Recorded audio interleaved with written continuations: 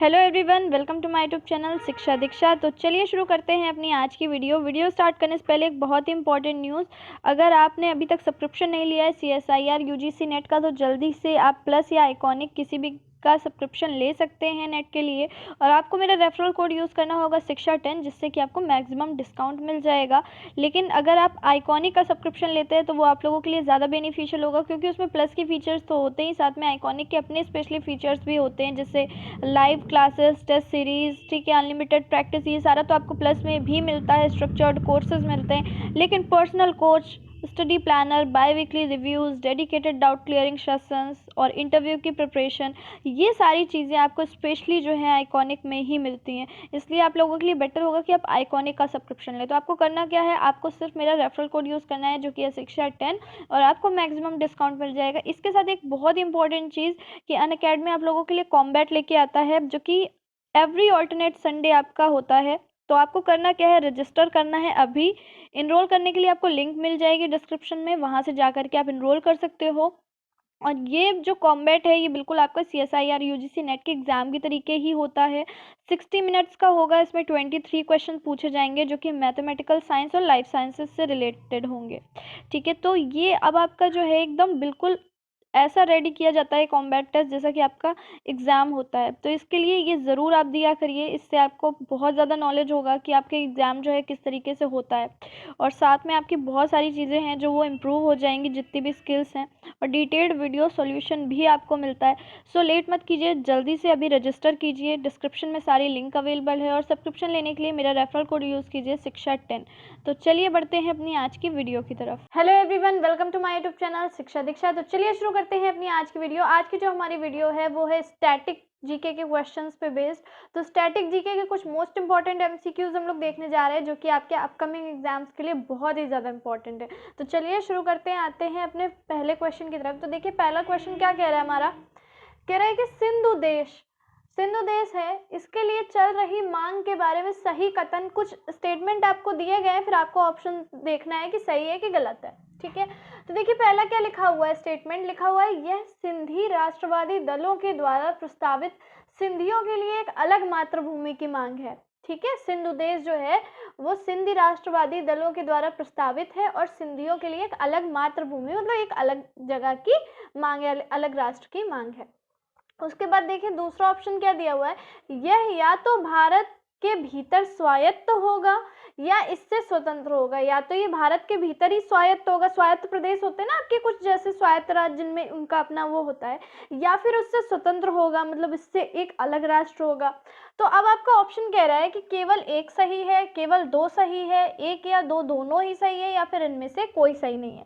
तो अब अगर हम बात करें सिंधु देश की, तो देखिए पहला ऑप्शन जो कह रहा है कि ये सिंधी राष्ट्रवादी दलों के द्वारा प्रस्तावित सिंधियों के लिए एक अलग मातृभूमि की मांग है, ये बात बिल्कुल ठीक है। ठीक है, तो सिंधियों के लिए एक अलग मातृभूमि की मांग जो है की जा रही है सिंधु राष्ट्रवादी दलों के द्वारा, जिसका नाम रखा जा रहा है सिंधु देश, जिसको सिंधु देश बोला जा रहा है। ठीक है, अब दूसरा आप देख सकते हो जो लिखा हुआ है, यह या तो भारत के भीतर स्वायत्त होगा या इससे स्वतंत्र, ये गलत है, क्योंकि यहाँ भारत नहीं होगा, भारत की जगह क्या होगा, पाकिस्तान। या तो पाकिस्तान के अंदर जो है, पाकिस्तान के अंदर एक स्वायत्त प्रदेश दिया जाए सिंधु देश नाम का, या फिर इससे स्वतंत्र किया जाए सिंधु देश। ठीक है, सिंधु देश इससे अलग किया जाए, जैसे कि आपका बांग्लादेश। ठीक, तो ये डिमांड की जा रही है किसके द्वारा, सिंधु राष्ट्रवादी दलों के द्वारा, कि पाकिस्तान में जो देखिए आप जानते हैं कि बहुत ही सिंधु नदी भी आप जानते हैं कि वहाँ बहती है। ठीक है, यहाँ से यहाँ भी, और वहाँ मोस्टली आपके सिंधु, और जब हम लोग सिंधु घाटी सभ्यता देखते हैं तो वो भी वहाँ पे कितने सारे स्थल हैं आपने देखे होंगे। तो देखिए वहाँ बहुत सारे ऐसे लोग हैं जो ये चीज़ की डिमांड कर रहे हैं कि हमें एक सिंधु देश अलग करके दीजिए। ठीक है, तो ये चीज़ किससे डिमांड की जा रही है, भारत यहाँ नहीं होगा, बल्कि यहाँ राइट आंसर क्या है, पाकिस्तान है। ठीक है, पाकिस्तान से डिमांड की जा रही है। जैसे कि आपको पता है कि पाकिस्तान के जो कुछ इलाके हैं, जैसे बलोच वगैरह जो लोग हैं, वो बलूचिस्तान की मांग कर रहे हैं। ठीक है, तो इस तरीके की अब एक सिंधु देश की भी मांग की जा रही है।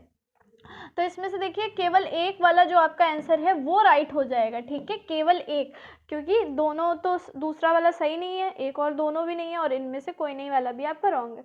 तो आपका केवल पहला वाला जो स्टेटमेंट है ये राइट है, और ये स्टेटमेंट क्या था, रॉन्ग था। इसमें सही अगर पाकिस्तान आता तो ये स्टेटमेंट भी हमारा क्या हो जाता, राइट हो जाता।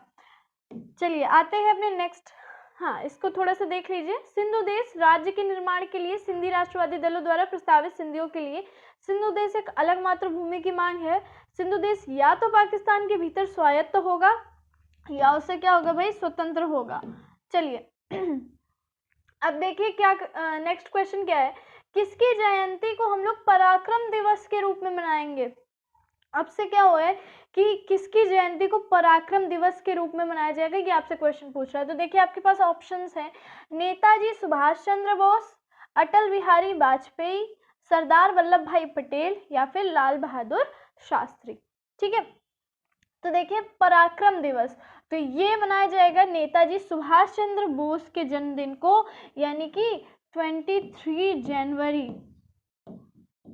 ठीक है, 23 जनवरी का जो डेट है ये आपका मनाया जाएगा क्या, एज अ पराक्रम दिवस, ठीक, नेताजी सुभाष चंद्र बोस का दिवस मतलब जन्म दिवस। ठीक है, चलिए देख लेते हैं। देखिए लिखा हुआ है, भारत सरकार ने नेताजी सुभाष चंद्र बोस की जयंती मनाने और उनकी भावना से देश के युवाओं को प्रेरित करने के लिए हर साल 23 जनवरी को पराक्रम दिवस मनाने का फैसला किया है। ठीक, चलिए आते हैं अपने नेक्स्ट क्वेश्चन की तरफ। नेक्स्ट क्वेश्चन हमारा क्या कह रहा है, भारत की पहली स्वदेशी 9 मिलीमीटर मशीन पिस्तौल जो है उसका नाम क्या है। अब देखिए आपके पास ऑप्शंस दिए हुए हैं, असमी, कार्बाइन, ग्लॉक 17 या फिर इनमें से कोई नहीं। ठीक है, तो इसका राइट नेम क्या हो जाएगा भाई, असमी नाम है, असमी। ठीक है, असमी नाम रखा गया है भारत की पहली स्वदेशी 9 मिलीमीटर मशीन पिस्टल का। देख लीजिए, रक्षा अनुसंधान और विकास संगठन यानी कि डीआरडीओ के द्वारा जो है और भारतीय सेना ने भी संयुक्त रूप से भारत की पहली स्वदेशी 9 मिलीमीटर मशीन पिस्टल जो है बनाई, जिसका नाम क्या रखा गया है, असमी। ठीक है, ये विकसित की है। प्रधानमंत्री नरेंद्र मोदी के आत्मनिर्भर भारत या आत्मनिर्भर भारत के दृष्टिकोण के अनुरूप ये जो कार्य है ये किया गया है। ठीक है, तो चलिए अब देखते हैं अपना नेक्स्ट क्वेश्चन। तो नेक्स्ट क्वेश्चन देखिए क्या कह रहा है, राष्ट्रपति जो बाइडेन के उद्घाटन समारोह में किस कला रूप का उपयोग किया गया था। ठीक है, राष्ट्रपति जो बाइडेन जो कि आपके अमेरिका के न्यू राष्ट्रपति हैं, पूछ रहे हैं उनके उद्घाटन समारोह में किस कला रूप का उपयोग किया गया था। अब देखिए आपके ऑप्शंस क्या हैं, पहला ऑप्शन है कोल्लम, दूसरा है कलमकारी, तीसरा है कथकली और चौथा है रंगोली। तो देखिए कथकली तो बिल्कुल ही नहीं होने वाला, क्योंकि आपका क्या है, डांस फॉर्म है, डांस की बात नहीं पूछी जा रही है आपसे, कला का पूछा जा रहा है, कला रूप का। तो ये आपका हो जाएगा कोल्लम राइट आंसर। ठीक है, राइट आंसर क्या हो जाएगा, कोल्लम। अब कोल्लम क्या है, अभी इसके बारे में नेक्स्ट क्वेश्चन आएगा तो उससे आपको थोड़ा सा क्लियर हो जाएगा। ठीक है, ये आपकी एक तरीके की क्या होती है, पैटर्न डिजाइनिंग होती है कोल्लम, जो कि आपके साउथ इंडिया की एक आर्ट है। तो इसके बारे में अभी हम लोग थोड़ा सा देखेंगे। तो हमारा राइट आंसर क्या हो जाएगा, कला रूप का उपयोग जो किया गया था कौन सा था, वो भाई कोल्लम था। अब चलिए देख लेते हैं हम अपना नेक्स्ट क्वेश्चन जो कि कोल्लम से ही रिलेटेड है। देखिए लिखा हुआ है, कोल्लम से संबंधित सही कथन का चुनाव करें। ठीक, अब देखिए लिखा हुआ है, कोल्लम दक्षिण भारत में केरल का एक पारंपरिक कला रूप है।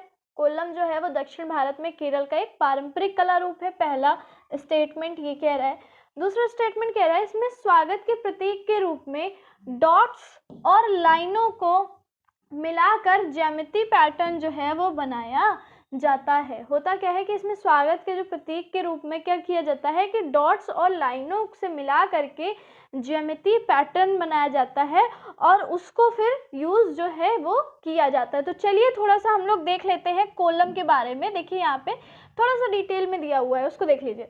लिखा हुआ है कि कोल्लम दक्षिण भारत में तमिलनाडु का एक पारंपरिक कला रूप है। ठीक है, कहाँ का है भाई, तमिलनाडु का है। ठीक, याद रखिएगा, यह कला 16 जनवरी 2021 को अमेरिकी राष्ट्रपति जो बाइडेन और उपराष्ट्रपति कमला हैरिस के उद्घाटन के आभासी किक ऑफ समारोह में, ठीक है, जो आपका वर्चुअल किक ऑफ समारोह हुआ था उसका एक हिस्सा था। इसमें स्वागत के प्रतीक के रूप में ज्यामिति पैटर्न शामिल है, जिसमें डॉट्स और लाइनों से मिलकर पैटर्न बने होते हैं, जो कि आपकी इंडिया की तमिलनाडु की आर्ट फॉर्म है कोल्लम। ठीक, तो देखिए अब यहाँ पे हम लोगों ने देख लिया। तो पहला स्टेटमेंट आपको कह रहा है कि कोल्लम दक्षिण भारत में केरल का, तो ये चीज़ आपकी क्या हो जाएगी, ये चीज़ रॉन्ग हो जाएगी भाई, केरल का नहीं है, कहाँ का है, तमिलनाडु का है। ठीक है, तो ये स्टेटमेंट आपका हो गया रॉन्ग। अब उसके बाद देखिए क्या कह रहा है, इसमें स्वागत के प्रतीक के रूप में डॉट्स और लाइनों से मिलाकर ज्यामिति पैटर्न शामिल है। तो बिल्कुल अभी हम लोगों ने देखा कि ये चीज़ एकदम ठीक है। तो आपका देखिए ऑप्शन क्या है, केवल एक, केवल दो, एक और दो, दोनों, या फिर इनमें से कोई नहीं। तो केवल दो वाला जो आपका ऑप्शन है वो राइट हो जाएगा, क्योंकि पहला वाला स्टेटमेंट हमारा गलत है, उसमें क्या दिया हुआ था, केरल, जबकि है कहाँ का, तमिलनाडु का है। ठीक, चलिए, तो हम लोगों ने इसके बारे में थोड़ा सा डिटेल में जो है चीजें देख ली। ठीक, अब उसके बाद देखिए नेक्स्ट क्वेश्चन क्या कह रहा है, नेपच्यून बॉल्स क्या है, नेपच्यून बॉल्स जो है क्या है। तो देखिए ऑप्शन क्या है, एक ऐसी फाइबर सामग्री जो ग्रह नेपच्यून से एकत्र की जाती है। ठीक है, पहला ऑप्शन ये है। दूसरा क्या है, पानी के भीतर मौजूद समुद्री घास का प्लास्टिक प्रदूषण को प्राकृतिक रूप से फाइबर बंडलों में बदलना। तीसरा क्या है, अंडर वाटर पौधे जो कि ग्रह नेपच्यून की मिट्टी से उगाए जाते हैं। और चौथा है, इनमें से कोई भी नहीं। तो अगर आपको पता नहीं है तो आप नेपच्यून वाले ग्रह से रिलेटेड कोई ऑप्शन लगा सकते हैं, लेकिन ये बिल्कुल सही नहीं है। आपका राइट आंसर क्या है, बी ऑप्शन। ठीक है, पानी के भीतर मौजूदा जो समुद्री घास है, आपको पता है पानी के भीतर कई तरह की आपकी समुद्री घास प्रेजेंट होती है, वो क्या कर रही है। अब ऐसे साइंटिस्ट लोगों ने जब ये चीज़ देखी तो उन्होंने पाया, आपको पता है कि प्लास्टिक कचरा जो है समुद्र के अंदर बहुत ज़्यादा पाया जाता है। तो अब धीरे धीरे समुद्री घासों ने उनको क्या करना शुरू कर दिया है, उनको प्राकृतिक रूप से वो फाइबर बंडलों में बनाने लगी है, उस प्लास्टिक कचरे को फाइबर बंडल में चेंज कर रही है समुद्री घास से। ठीक है, और ये क्या है, समुद्री जीवों के लिए बहुत ही अच्छी चीज़ है एक तरीके से।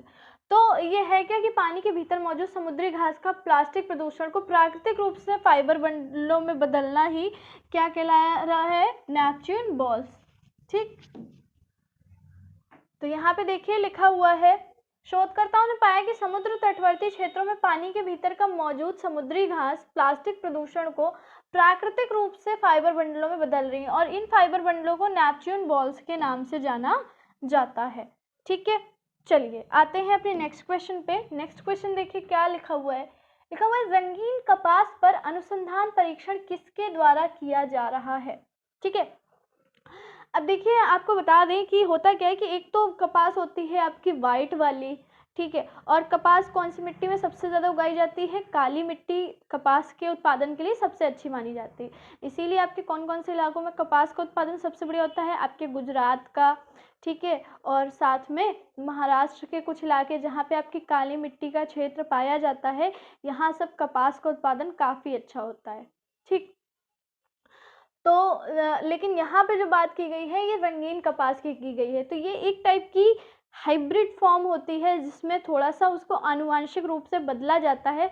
तो होता क्या है, मोस्टली लाल रंग के कपास और भी कई कलर के कपास जो हैं वो उसके भी मतलब बीज तैयार किए हैं साइंटिस्ट लोगों ने। तो ये जो है रंगीन कपास पर अनुसंधान परीक्षण जो है किसके द्वारा किया जा रहा है। अब देखिए आपके पास ऑप्शंस क्या लिखे हुए हैं, भारतीय कृषि अनुसंधान परिषद के द्वारा किया जा रहा है, वनस्पतिक उद्यान भारत के द्वारा किया जा रहा है यानी कि बोटेनिकल गार्डन इंडिया के द्वारा, या वैज्ञानिक और औद्योगिक अनुसंधान परिषद के द्वारा किया जा रहा है, ठीक है, या फिर राष्ट्रीय वनस्पति अनुसंधान संस्थान के द्वारा किया जा रहा है।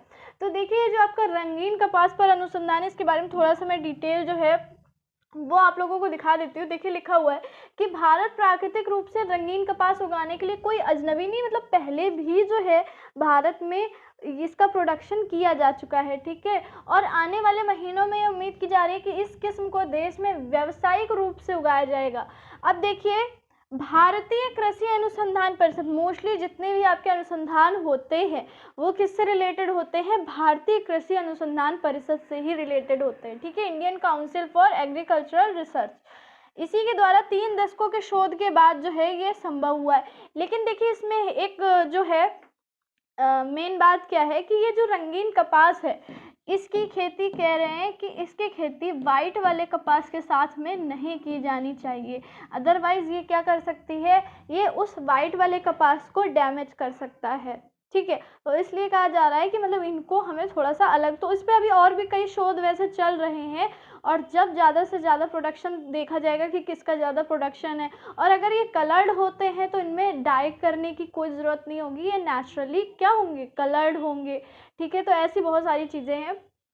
ठीक, तो ये देखिए इसमें से हमारा राइट क्या हो जाएगा, भारतीय कृषि अनुसंधान परिषद। वैसे भी आप लोग सभी लोग मोस्टली समझ गए होंगे कि यही इसका आंसर होना था।